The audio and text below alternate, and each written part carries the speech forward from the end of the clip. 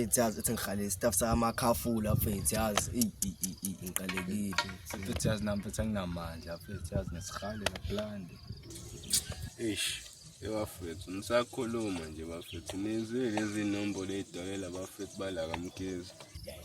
Mfethu uxola ngiqinisile yabo lo mjitha lo wakamkhize ngibonile lapha ekuseni la kade sidayisa khona kade senza khona inyuku ebhayi ephushela omunye u-out kusho ukuthi badlela umcebulo.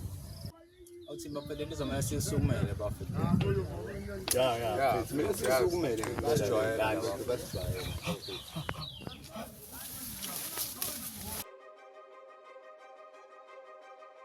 enjoy yami ukante imali namhlanje kulesi sipani mina mfethu ngenza 4,000 wena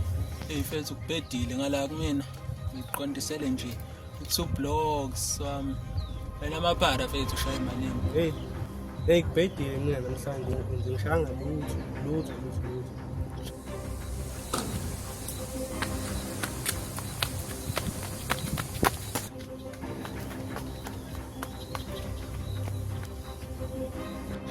Zithini manje la khoma usufuthele manje.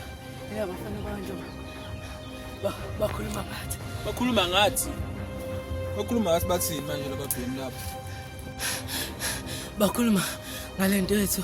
yokudayisela ibrazo sebefuna ukususa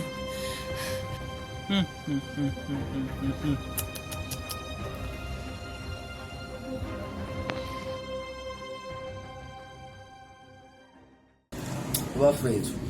senokunawo ukuthi profit yethu yehle. So mfethu le nto le bengisho lapha ezansi uthi lo mjitha hlezi ngibona kuseni so la sidayisa khona lapha kusho ukuthi bayasibangisa omkhize bafethu. Ngoba bengishilo nje bafethu lento kumele sikunyele kusayeli xayitshwane noma lexayitshwane bafethu amanza lapha sithatheka kancane ngithi ngiyabo sukume manje Ibamba nami njalo bafethu yazi ngabona time sami esambe sova le brazo lapha sizwe ukuthi ithini.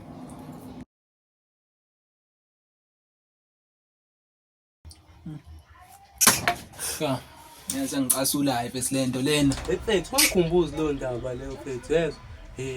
wena mphinde uthini vele ngale ndaba le mfethu mina mfethu angazi ubona sekwenzile hayi musho njalo sekubonakala-ke ndoda kodwa hayi le ndaba iyinkinga akuthini asekuyona mfethu ibrazo mfethu sizwe le story lesi kwenzakalani mfethu qinisile mfethu indaba okuhlala nje futhi